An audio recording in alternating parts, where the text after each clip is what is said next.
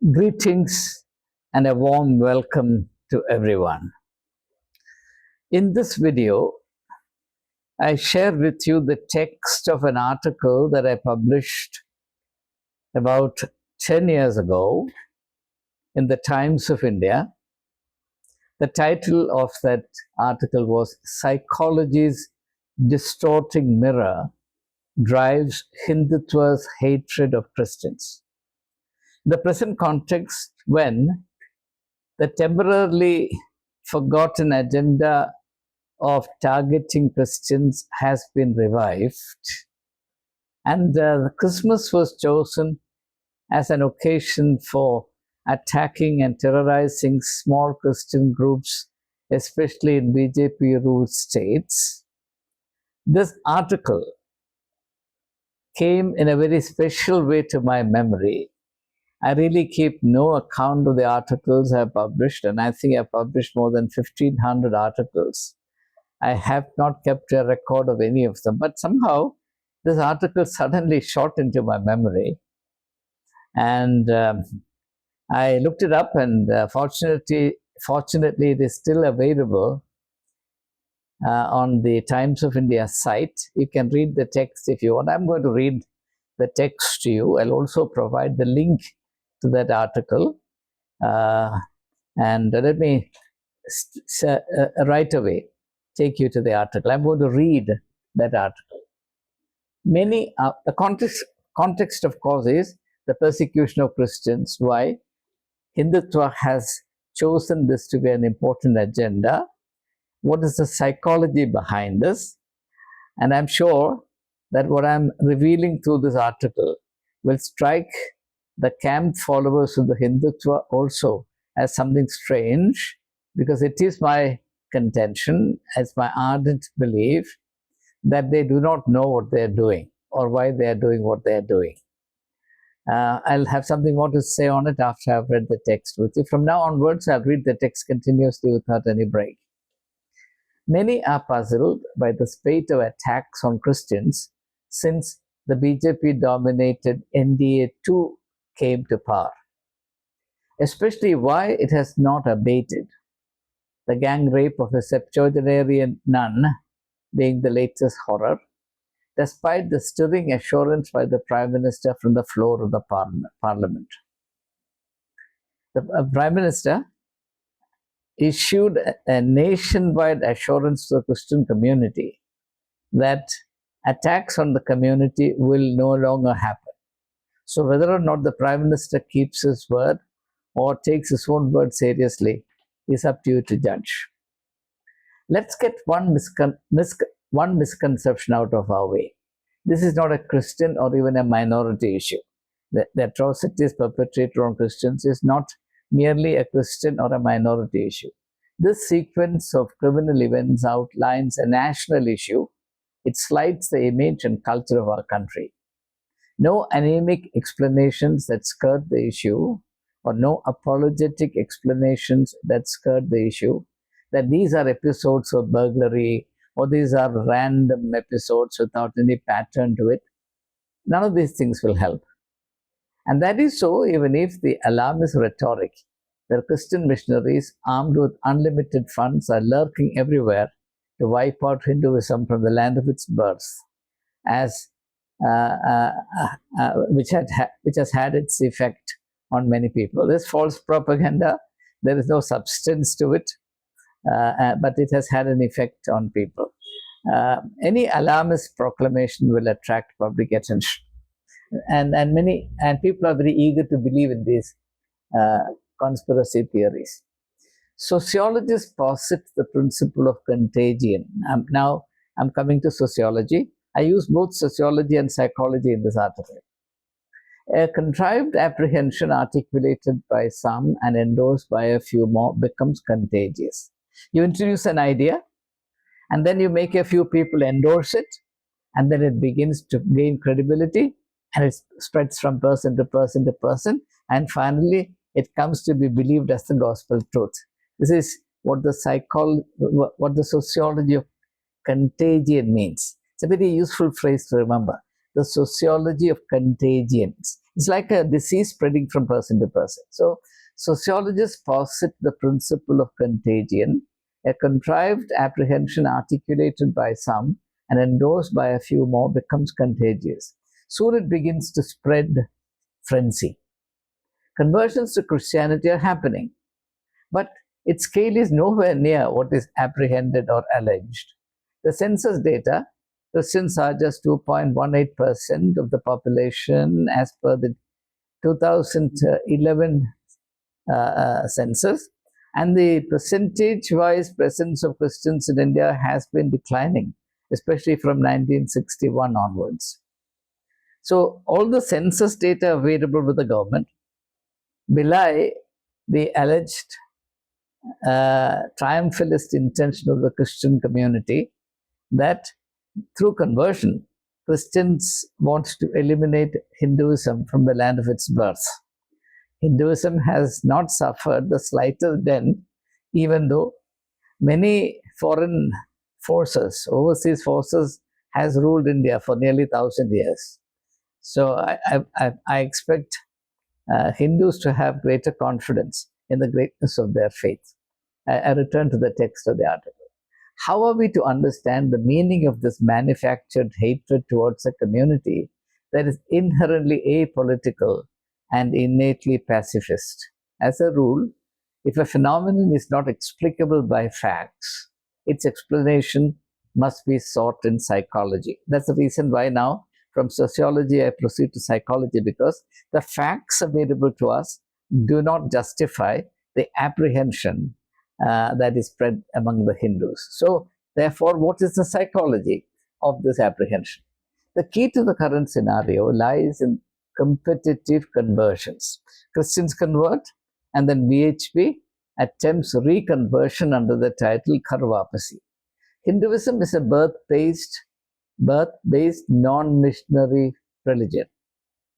The impetus to convert is what it has imitated from Christians and Muslims. So obviously the proselytization project is alien to the Hindu faith. Then how come that there is an entire unit or entire body called Vishuddha Parishad which is devoted to reconversion, whereas conversion is anathema to the Hindu outlook? The truth about Karvapasi is that it is an imitation of the missionary aspect of the Abrahamic faiths. So Vishuddha Parishad is basically, in its outlook and its agenda, either a Christian organization or a Muslim organization in spirit, though of course it looks Hindu, but in terms of its outlook, its agenda, its practices, its motives, it's very similar to one of the Abrahamic faiths. It is Hinduism imitating Christianity and Islam. Here we have a classic illustration of the Girardian psychology of imitation. I'm referring to the French psychologist Girard. Imitation begins on a note of admiration. This leads to a stage in which the imitator, the disciple in mimetic psychology, wants to be like the imitated, the mentor. But this is only an intermediary stage. Soon, the spirit of imitation gets infected by the accusative spirit. So imitation degenerates into competition. When imitation is infected with or is corrupted with the accusative spirit, imitation becomes competition. The matrix of rivalry distorts the object imitated, which is the mentor. So therefore, those who from the Hindutva camp imitate the basic principles and patterns of Christianity have a psychological need to distort Christianity, and how it is being done, all of you are familiar with. I don't have to cite those examples. And it came to the surface in recent episodes of attacks on Christians. The disciple comes under the psychological need to caricature and criminalize the mentor. And what you imitate, you also need to distort, so that you disown the original person or vision of life or agenda that you imitate, and discredit, so that you distance yourself from it. At this stage, the disciple introduces an extraneous element into the equation to ensure his outright victory in competition. It could be state power, numerical or financial advantage, or the ability to intimidate and disable the mentor. So violence is resorted to. So how does the psychology of imitation degenerate into the need to unleash violence? That is something that we need to clearly grasp. Let me go through that small paragraph again. The disciple who imitates the mentor, in this case, representatives or defenders of Hinduism, imitating the spirit or genius of Christianity, they at this stage introduce an external element into the equation. That is, an element external to mere imitation. So in other words, this process does not stop with mere imitation.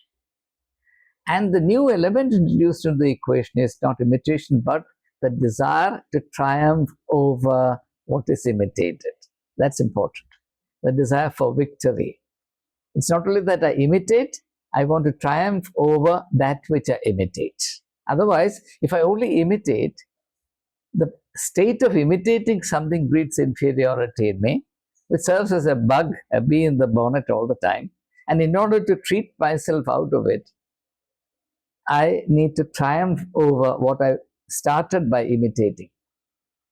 So, and those external elements, that is the motive of victory over that which is imitated, brings into play the need to resort to resources like state power, the power of the state, numerical and financial advantage. Now, Hindus are 82%, whereas Christians are 2.18%.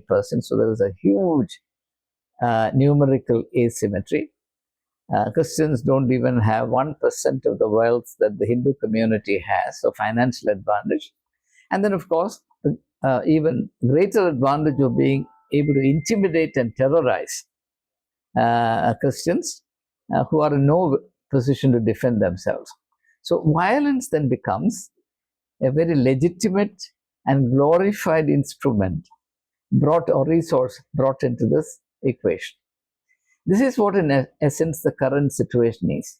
And it calls for introspection by both sides, that is Hindus and Christians alike. I'm not here in this essay talking about Muslims. Religion is not a domain for headhunting. I'm here talking about conversion. The purpose of religion is to refine and to ennoble. What little I know of conversions and reconversions makes me wonder if such projects are really free from ulterior motives. I took a position about 35 years ago that Christians have lost the moral right, even as they continue to have the legal right to convert, because the Christian community has degenerated to such an extent that it's not a fit spiritual home for the new converts. Deceit which animates ulteriority is poison to the spiritual.